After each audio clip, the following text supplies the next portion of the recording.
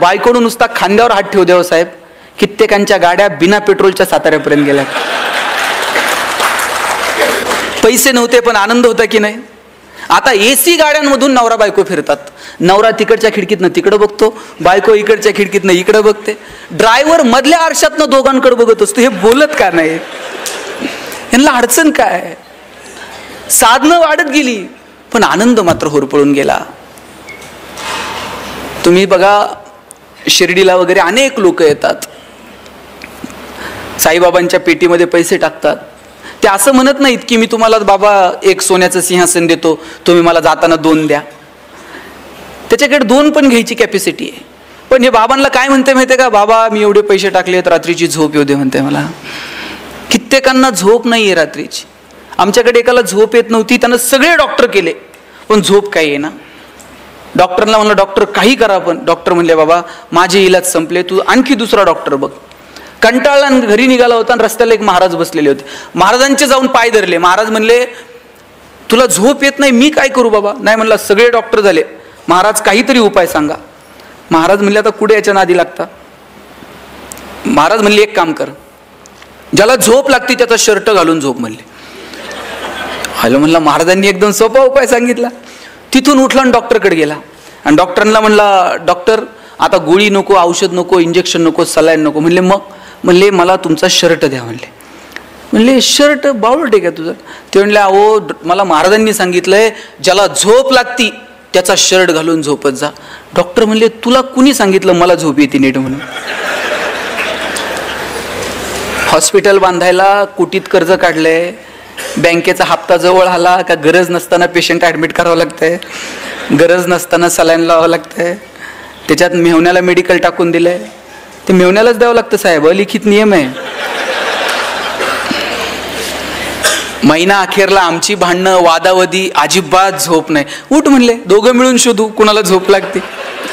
दोघं मिळून एका इंजिनियरकडे गेले. म्हणले बाबा तुला झोप येते का? इंजिनियर म्हणला 6 महिने झाले पालिकेत बिल अडकलंय, ह्या टेबल. उठ म्हणले चल. 25 जण गोळा झाले पण एकाला सुद्धा झोप लागत नव्हती. शेवटी एका पुढाऱ्याकडे गेले. म्हणले बाबा तुला तर लागत असेल, आता आमचं दुखणं काय सांगायचं आहे म्हटला. कधी कोण मुख्यमंत्री बदलल आणि कधी कोण सत्तेवर येईल आणि कधी कोण गुवाहाटीला जाईल आणि कधी कोणाला तिकीट मिळेल, काही सांगू शकत नाही म्हटला. सगळं काहीच शाश्वत नाही. आमच्या इतकं तर दुःखी आणि संकटात कोण नाही म्हटले. त्यांनी मग साहेब एक करा, तुम्ही आमच्यासोबत चला, आपण शोधू कोणाला झोप लागते. 25 जण गोळा झाले पण एकाला सुद्धा झोप लागत नव्हती. शेवटी सगळेजण दमले आणि एका शेताच्या बांधावर जाऊन बसले. म्हणजे जरा दम खाऊ आणि संध्याकाळी परत शोधाशोध सुरू करू. एक शेतकरी नांगरत होता, धोतर गुंडाळलेलं, अंगात शर्ट नाही, घामाघूम झालेला. नांगरून झालं, बैला आंब्याला नेऊन बांधली, पळत पळत गेला, विहिरीत उडी मारली, बाहेर आला, अंग पुसलं, बायकोनं दिलेलं गाठोडं सोडलं, 2 भाकरी दुधात चुरून खाल्ल्या, पायातली चप्पल उशाला घेतली आणि 1 मिनिटात घोरायला लागला. हे 25 जण म्हणले सापडला की ज्याला झोप लागते म्हणून. यांनी असा गदा गदा हलून उठवला. म्हणले अशीच झोप लागती? शेतकरी म्हणला आजच शेड्यूल आहे म्हणला आपला. संध्याकाळी म्हणला सूर्य उतरायला खाली उशीर, वजभर गवत कापलं, घेऊन गेले, जनावराला खाऊ घातलं, सगळं म्हणला एकदम ओके. तुम्ही ते ओके तिकडे नेऊ नका. हे 25 जण म्हणले आमच्यावर एक उपकार करशील? म्हणले काय? म्हणले आम्हाला 25 जणांना तुझा एक शर्ट देशील का? हे हसायला लागलं. म्हणला 25 जणांना एक आणि माझ्याकडे नुसता एक असता असा उघडा नांगरीत बसलो असतोय काय? म्हणला काल शर्ट म्हणला आवताला गुतला, अजून शिवला नाही, एक शर्ट नाही तुम्हाला 25. किती कौतुक आहे हो. देवानं काय वागावं आपल्यासोबत. ज्याच्याकडे ढिगानं शर्ट आहे त्याला रात्रीची झोप नाही आणि ज्याच्याकडे एक शर्ट नाही ते दगड उशाला घेतलं तरी झोपताय. सुख आनंद या संकल्पना निवळ पैशांशी संबंधित नाहीत. पैसे कमवा पण त्याचा आनंद घ्या, त्याचा उपभोग घ्या. आपल्या हातामध्ये देण्याची दानत असायला हवी. विंदा करंदीकरांची खूप सुंदर कविता आहे. देणाऱ्यानं देत जावं, घेणाऱ्यानं घेत जावं आणि घेता घेता एक दिवस देणाऱ्याचे हात घ्यावेत, म्हणजे असे कोपरापासून तोडून नाही घ्यायचे. तर त्याच्यामध्ये जी देण्याची दानत आहे ती थोडी तरी आमच्यामध्ये यावी. हिरव्या पिवळ्या डोंगरांकडून हिरवी पिवळी शाल घ्यावी, सह्याद्रीच्या कड्याकडून छातीसाठी ढाल घ्यावी, वेड्यापिच्या ढगांकडून वेडेपिसे आकार घ्यावेत, मातीमधल्या प्रश्नासाठी पृथ्वीकडून हुंकार घ्यावेत, उसळलेल्या दर्याकडून पिसळलेली आयाळ घ्यावी आणि शांत वाहणाऱ्या भीमेकडून तुकोबाची माळ घ्यावी. देणाऱ्यानं देत जावं, घेणाऱ्यानं घेत जावं आणि घेता घेता एक दिवस देणाऱ्याचे हात घ्यावेत. माझा दावा आहे, तुम्ही जेवढं समाजाला द्याल त्याच्या हजारो लाखो पटीनं हा निसर्ग तुम्हाला परत करत असतो. पण ती देण्याची दानत तुमच्यामध्ये असली पाहिजे. निसर्ग इतका समृद्ध, एक दाना पेरला तर त्याचे 1000 दाणे उगवतात. तुमचं उसनं ठेवायला निसर्ग इतका वेडा नाहीये. तुम्ही जेवढं द्याल समाजाला त्याच्या हजारो लाखो पटीनं हा निसर्ग तुम्हाला परत करतो. मी म्हणत नाही तुमच्याकडे आहे ते सगळं समाजाला वाटून टाका, पण ज्यांची बाग फुलून आली त्यांनी 2 फुलं द्यावीत. ज्यांचे सूर जुळून आले त्यांनी 2 गाणी गावीत. ज्यांच्या दारात आभाळ भरून आलं त्यांनी ओंजळभर पाणी द्यावं. आणि ज्यांची उंची आभाळाला टेकली त्यांनी अशाच मानावर करून बघू नये, थोडंसं खाली झुकावं. आणि जी माणसं मातीत मिसळतात त्या मातीत मिसळणाऱ्या माणसांना थोडंसं वरती उचलून घेता येईल का? मला वाटतं याच्यासाठी काम करावं. बाबा आमटे नगरपालिकेतनं असे बाहेर पडले. एक कुष्ठरोगी पावसात भिजत होता. त्या पावसात भिजणाऱ्या कुष्ठरोग्याला उचलायला गेले आणि उचलता उचलता त्या कुष्ठरोग्याची बोटं तुटून आली बाबांच्या हातात. घरी गेले, बायकोनं जेवायला वाढलं, एक घास सुद्धा बाबांनी गिळला नाही. लहान मुलासारखं बाबा रडायला लागले आणि बायकोनं विचारलं, रडता का? एक कुष्ठरोगी बघितला, त्याचं दुःख बघून डोळ्यात पाणी आलं. माई म्हटल्या, मग तुम्ही रडून त्याचं दुःख कमी होणार आहे का? चला दोघं जाऊ आणि त्याला घेऊन येऊ. दोघं नवरा बायको गेले, त्याला घेऊन आले आणि पाहता पाहता काट्याच्या वनात सुद्धा सुंदर आनंद उभं राहिलं. पण समाजाकडे पाहण्याची जी दृष्टी आहे ना, ती दृष्टी आपल्याकडे अपेक्षित आहे. हो, ती दृष्टी कशातनं मिळते? कुठलाही महागडा गॉगल लावून ती दृष्टी नाही मिळत. ती अंतर्मनातून प्रकट व्हावी लागते. ज्यावेळेस अर्जुनानं आग्रह केला कृष्णाला की विश्वरूप दाखव, त्यावेळेस कृष्ण तयार झाला हसत हसत की अर्जुना मी तुला विश्वरूप दाखवेल. अर्जुनालाही प्रश्न पडला की अरे राधा याच्या एवढी जवळची आहे, राधेला यानं विश्वरूप दाखवलं नाही. याच्या जवळच्या अनेक सवंगडी आहेत, अनेक गोप गोपिका आहेत, त्यांना कृष्णानं विश्वरूप दाखवलं नाही. आणि मग विश्वरूप दाखवण्यासाठी अर्जुनाची निवड झाली. याच्यापेक्षा आणखी काय असावं? अर्जुन खुश झाला. ज्ञानोबांनी ज्ञानेश्वरीमध्ये इतकं सुंदर वर्णन केलंय, वासराला जर पाना द्यायला गाय लागली तर मध्ये तिला थांबवता येत नाही तिचा पाना. अगदी तशीच परिस्थिती कृष्णाची आणि अर्जुनाची झालेली असावी. कृष्ण अर्जुनाला इतकं भरभरून ज्ञान देत होता आणि त्यात अर्जुनानं विचारलं आता विश्वरूप दाखव. कृष्णाला थांबता आलं नाही आणि कृष्ण म्हटला, अर्जुना बघ हे विश्वरूप. आणि विश्वरूप तुला दिसतंय का? असं ज्या वेळेस कृष्णानं अर्जुनाला विचारलं त्यावेळेस कृष्ण म्हटला, देवा तू विश्वरूप दाखवायचा प्रयत्न केला, पण ते पाहावं ती दृष्टी मला दिलेली नाही. कृष्ण म्हटला, अरे तुला सांगण्याच्या ओघात मी इतका भारावून गेलो की तुला ती दृष्टीच द्यायची विसरलो. कृष्णानं अर्जुनाला ती दृष्टी देऊ केली आणि मग त्याला विश्वरूप पाहायला मिळालं. भगवंतानं माणूस म्हणून जन्माला घातलं, देण्यासाठी 2 हात दिले, पण त्याच्यासाठी लागणारी दृष्टी ही आपल्याला कमवावी लागेल. ती अंतर्मनातून, ती संस्कारातून येणाऱ्या पिढीला द्यावी लागेल.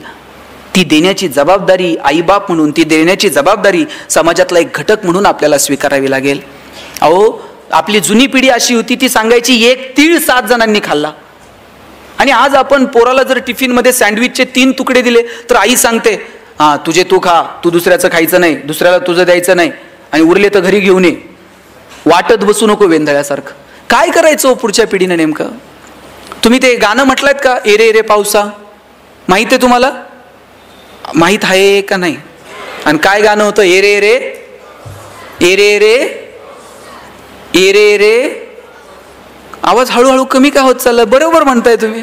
हा म्हणा आता, ए रे रे तुला देतो पैसा, झाला पाऊस आला, एग एग तुझे मडके सर आली आणि मडके गेले.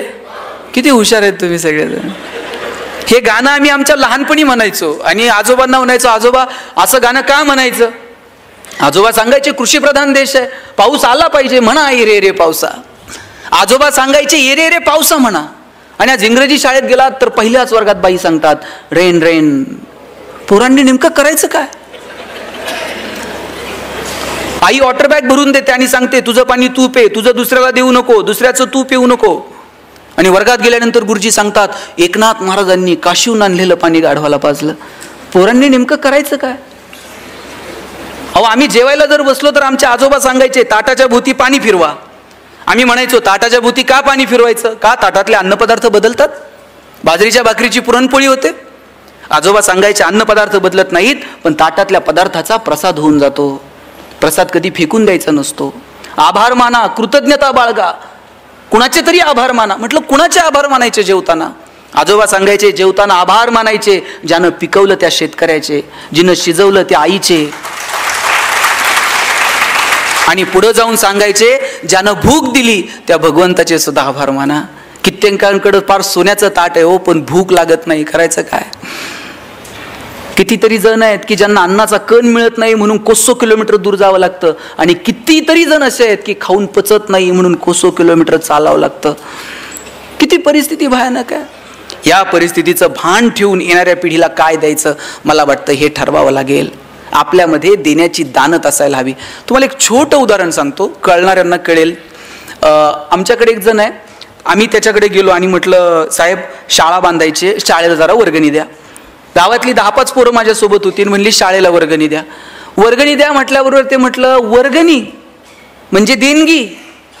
म्हटला मी बायको आजारी पडली तर कधी लवकर दवाखान्यात नेलं नाही, पोराची कधी नीट फी भरली नाही, आणि गावातली शाळा आणि तिला वर्गणी आणि तिला पैसे, येडा बिडा आहे काय म्हटलं.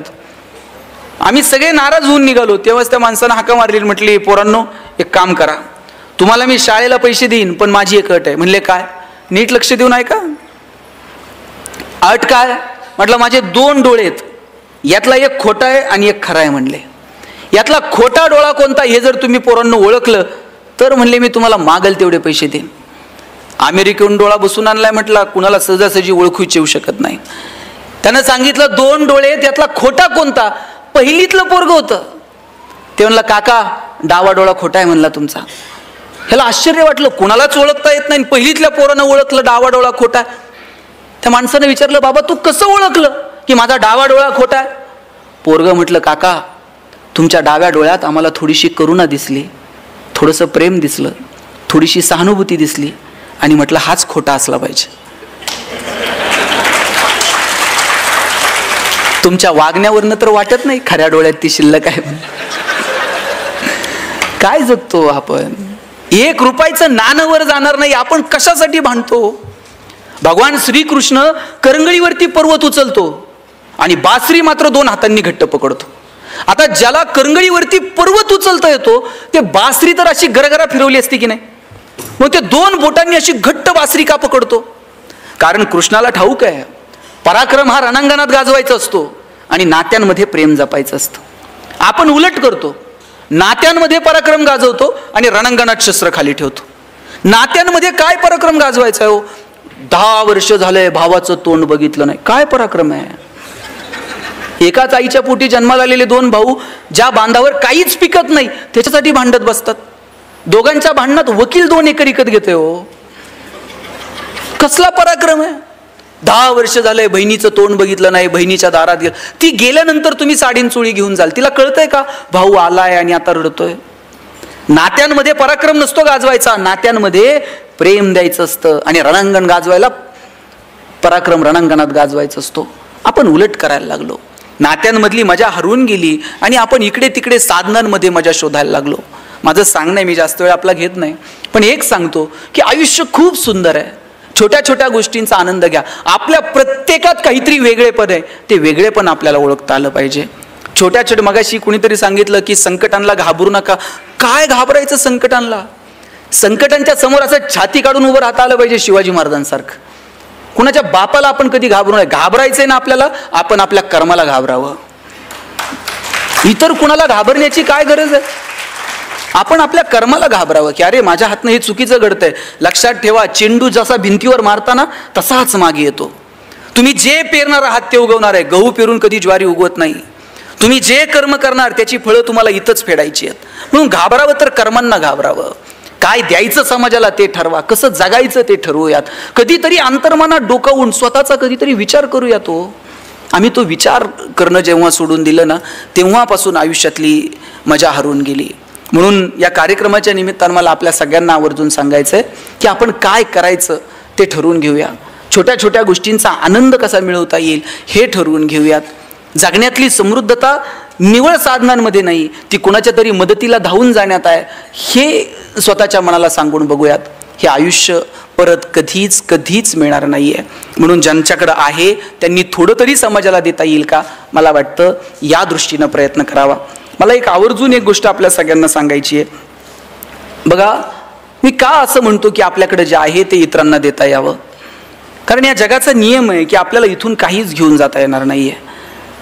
मी माझ्या वडिलांना विचारलं होतं की जगणं कशानं सुंदर होईल. वडील म्हटले होते, तू यादी कर की आत्तापर्यंत तुला किती लोकांनी मदत केली. मी ती यादी करायला घेतली. मला गावात ह्या माणसानं मदत केली, शाळेत ह्या माणसानं मदत केली, कॉलेजमध्ये या माणसानं मदत केली. मी 100-150 लोकांची यादी केली की या 150 लोकांनी मला माझ्या आयुष्यात आजपर्यंत मदत केली. वडील म्हटले, वा, तुला आठवत आहेत ती माणसं की ज्यांनी तुला मदत केली.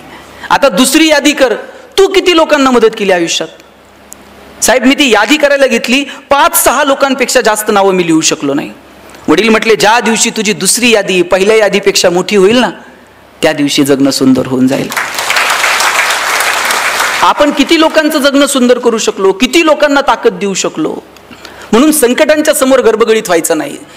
जितक्या लोकांना मदत करता येईल तितक्या लोकांना मदत करावी. कुणी संकटात आहे, कुणी अडचणीत आहे, त्याला धावून जाता येईल का. आणि प्रत्येक वेळेस पैसेच लागतात मदतीला असं नाही आहे. कधीतरी एखादं चांगलं काम करतोय ना, त्याच्या पाठीवर थाप मारा आणि त्याला सांगा, वा, छान काम करतोय, आम्ही आहोत तुझ्यासोबत. एवढं म्हटलात ना तरी त्या माणसाला 10 हत्तीचं बळ येतो काम करायला. म्हणून संकटांच्या समोर गडबडीत होऊ नका.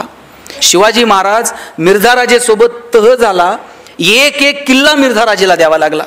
आणि नुसते किल्ले देऊन थांबले नाही, औरंगजेबाला भेटायला जावं लागलो. बरं, राजे एकटे गेले नाहीत, एवढ्याशा संभाजी राजाला सोबत घेऊन गेले. एखादा बाप म्हटला असता, मी संकटात चाललोय, लेकराला का नेऊ, पण घेऊन गेले संभाजी राजांना सोबत. मग मधला जो प्रवास आहे आग्र्यापर्यंतचा ताई, त्या प्रवासामध्ये शिवाजी राजांचं आणि संभाजी राजांचं काहीतरी बोलणं झालं असेल की नाही. काय बोलले असतील शिवाजी राजे संभाजी राजांना? स्विस बँकेत आपलं अकाउंट आहे, पासवर्ड सांगतो. काय बोलले काय असतील? शिवाजी राजांनी सांगितलं असेल, शंभूराजे, आतापर्यंत तुम्ही जिंकणं बघितलं, आतापर्यंत तुम्ही यश बघितलं, आयुष्यातला संघर्ष सुद्धा जवळून बघा, चला माझ्यासोबत. घेऊन गेले. तिथं गेल्यानंतर औरंगजेबाने एक हत्ती भेट म्हणून दिला संभाजीराजांना. आणि थोडीशी गंमत करावी म्हणून दिलेर खान म्हटला, शंभूराजे, आप इतने छोटे हो और हाथी इतना बड़ा है, इस हाथी को आप महाराष्ट्र में कैसे ले जाओगे. एवढासा संभाजी राजा दिलेर खानाच्या डोळ्यात डोळे घालून सांगतो, ये तो जानवर है, बैठ कर जाएंगे, नहीं आया तो खींच कर ले जाएंगे, लेकिन हमारे आबा साहब ने जो आपको किले दिए हैं वो तो अभी महाराष्ट्र में है, उन्हें आप आगरा कैसे ले आओगे.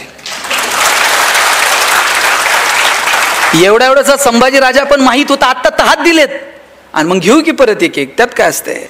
दत्ताजी शिंदेच्या मानेवर तलवार ठेवली होती आणि विचारलं, क्यों पटेल और लढोगे. आणि त्याही अवस्थेत दत्ताजी शिंदे म्हटला, क्यों नाही, बचेंगे तो और भी लढेंगे.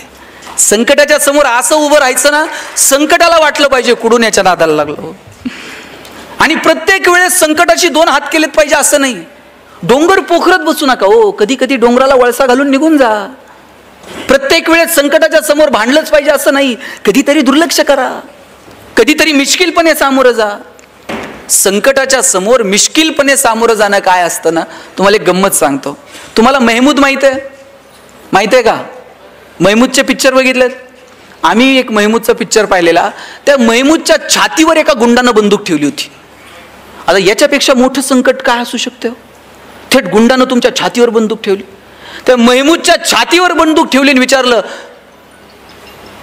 बोल तेरी आखरी ख्वाहिश क्या है. छातीवर बंदूक आहे आणि विचारलं, बोल तेरी आखरी ख्वाहिश क्या है. महमूद म्हटलं, आखरी ख्वाहिश तेरी बंदूक मुझे दे दे. म्हटलं, काय म्हणायचं याला. कधी कधी संकटाच्या समोर असं मिश्किलपणे सामोरं जाता आलं पाहिजे हो.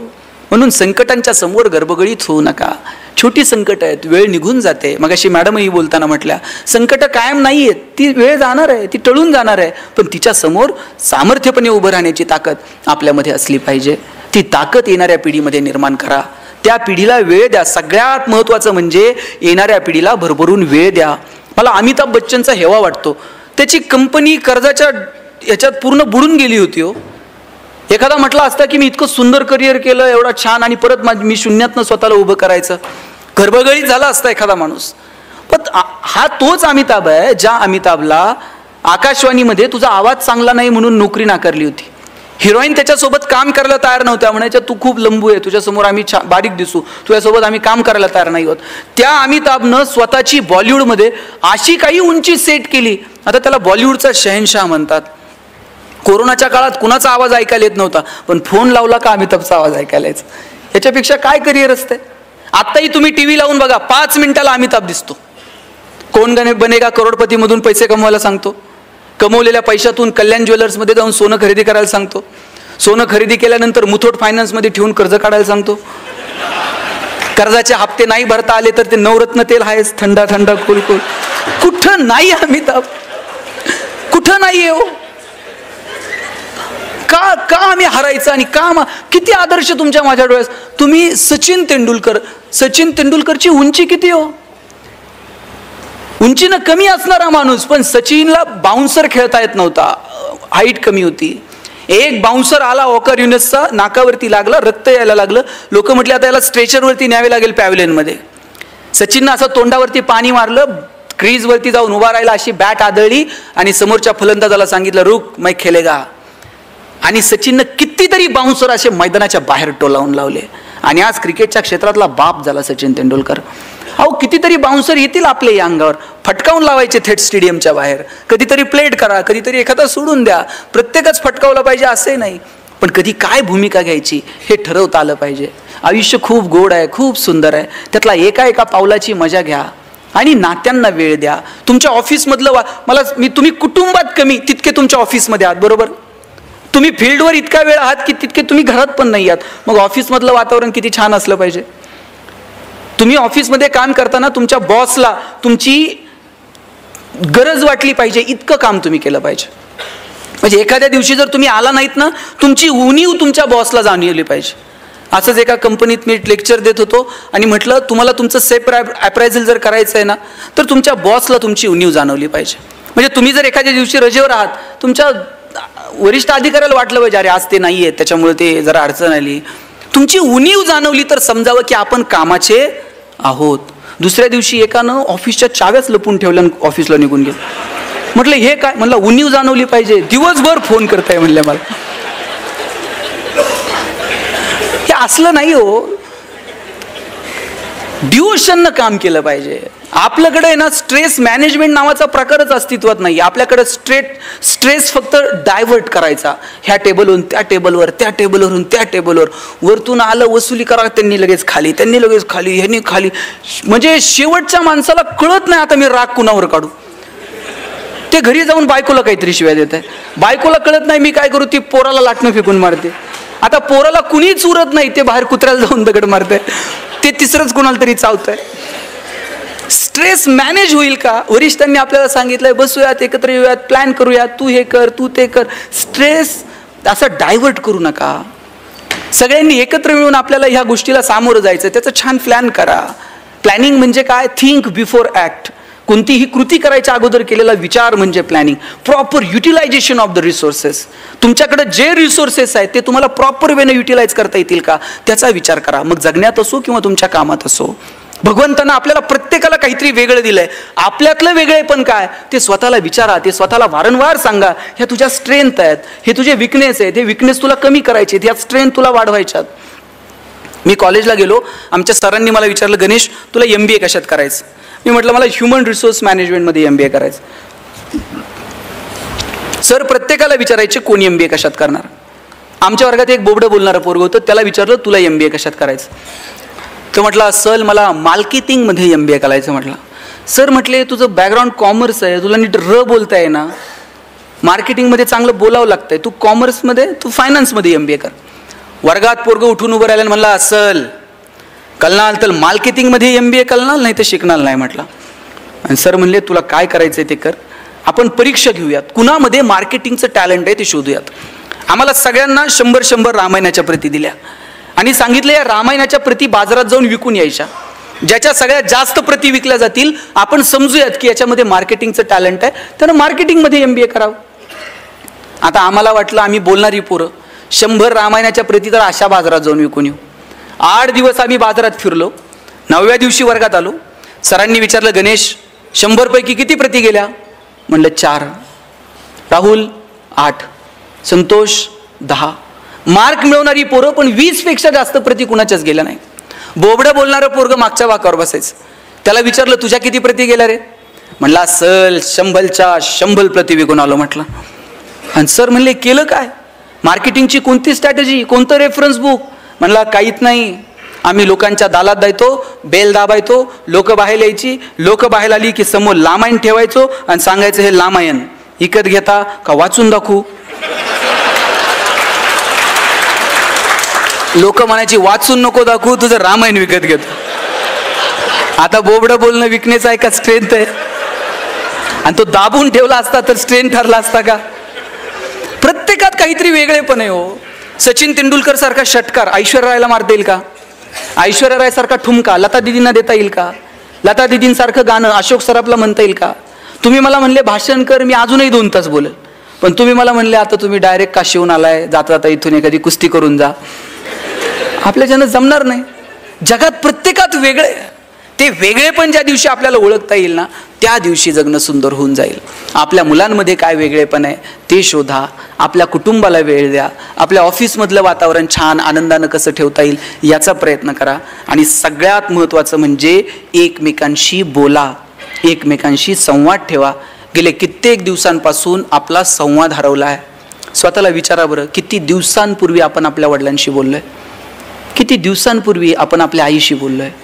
किती दिवस होऊन गेलेत आपला आणि आपल्या वडिलांचा स्पर्श नाही आहे, आपला आणि आपल्या आईचा स्पर्श नाही आहे. अरे स्पर्शांमधली मजा एक वेगळी आहे. काय लागतो आई आणि वडिलांसोबत स्पर्श ठेवायला? घरातून बाहेर पडताना ज्यांच्या ज्यांच्या नशिबानं घरात आई आहे त्यांनी घरातून बाहेर पडताना आईच्या पायावर डोकं ठेवून बघा. आई असं काळीच काढून देते, माझं आयुष्य तुला लाभू दे म्हणते. बापाच्या पायाला फक्त तुम्ही हात लावून बघा, बाप असा पाठीवर थाप मारतो, पठ्ठ्या सुखात राहा म्हणतो. लेकुराचे हित वाहे माऊलीचे चित्त, ऐसी कळवळ्याची जाती करी लाभा विन प्रीती. लाभा विना प्रेम करणारं जर जगात कोण असेल ना, तर फक्त आणि फक्त तुमची आई आहे. मला सांगा पोरींनो, तुम्ही माहेरी गेलात, माहेर कुठपर्यंत? जोपर्यंत माहेरात आई आहे तोपर्यंत. बरं, तुम्ही माहेरावरून सासरी येताना आईनं तुमची पिशवी कधी रिकामी पाठवली का? 4 वांगे घालून देईल, 4 शेंगा घालून देईल. तुम्ही कितीही श्रीमंत असा, तुमचं सासर कितीही श्रीमंत असू दे, आईनं कधी पिशवी तुमची रिकामी पाठवली नाही. एवढं प्रेम कोण करतो या जगात तुमच्यावरती? आई आणि बाप मुलाचं, बापाचं आणि मुलीचं हे एक वेगळं नातं आहे. मुलीचं आणि तिच्या बापाचं नातं तर काही और असतं. बाप स्वतःला चप्पल घेत नाही, पण पोरगी कॉलेजला जायला लागली ना, तिला नवीन शूज आणून देतो. स्वतः सायकलवर कामाला जाईल, पण तिला गाडी घेऊन देतो. तिच्या लग्नामध्ये दिवसभर असा तुरा काढून मिरवत असतो फेट्याचा. पण ज्यावेळेस पुरीचं कन्यादान होतं त्यावेळेस असा हात जावायच्या हातात देतो, खाली मान घालतो आणि सांगतो, जावई बापू तर हाताच्या फोडाप्रमाणे जपली, आता सांभाळून घ्या. दिवसभर त्याच्या डोळ्यातून एकही पाण्याचं थेंब येत नाही. पण पुरीची गाडी एकदा नजरेआड झाली ना, मग खांबाच्या पलीकडे जातो आणि एकटाच रडतो. तो बाप असतो. मला वाटतं ज्या वेळेस तुमचे वडील, बघा तुमचे वडील आता रिटायर झालेत, ते तुम्हाला फोन करतात, आठवड्यातनं कधीतरी फोन करतात. तुम्ही गडबडीत आहात हे जर वडिलांच्या लक्षात आलं ना, वडील पटकन म्हणतात, हां बाई सहज केलता, ठेवतो फोन, करेल नंतर. त्यांना कळतं की मुली आता त्यांच्या संसारात आहेत, मुलं त्यांच्या संसारात आहेत. पण अशा वेळेस आवर्जून परत कॉल करा. एक वाक्य आईबापाचं काळीच पिळवटून टाकणार असतं पोरांचा फोन ठेवताना. आई म्हणते, बाप म्हणतो, बाबांनो आम्ही आहोत तोपर्यंत येत चला. ज्या दिवशी तुमचा बाप तुम्हाला म्हणेल ना, आम्ही आहोत तोपर्यंत येत चला, तेव्हा तुमच्या मीटिंग, तुमचे सगळे प्रोग्राम्स थोडेसे बाजूला ठेवा आणि कधीतरी जन्म दिलेल्या आईला बापाला भेटायला जा. ही माणसं परत सापडत नाहीत. वर्षश्राद्धाला कितीही गाव जेवण घातलं आणि कितीही मोठे फ्लेक्स लावले आणि तुम्ही देवाला म्हटलात, खूप पाहुणे जमलेत, गेलेल्या बापाला, गेलेल्या आईला 5 मिनिटासाठी पाठवा, परत पाहता येत नाही. या जगात इकडं तिकडं देव सापडो न सापडो मला माहीत नाही, पण देवानं प्रत्येक घरात आईबाप म्हणून जन्म घेतलाय. त्याची किंमत तुम्ही कशानंच फेडू शकत नाहीत. म्हणून ज्यांच्या ज्यांच्या नशिबानं आईबाप जिवंत आहेत त्यांना जपा, त्यांच्याशी संवाद ठेवा. घरातली म्हातारी माणसं ट्यूबलाईट इतका प्रकाश देत नाहीत, पण त्यांचं देव घरात निरंजनासारखं तेवत राहणं महत्त्वाचं असतं. ते विझून गेलं ना, मग त्या लोकांची किंमत कळायला लागते.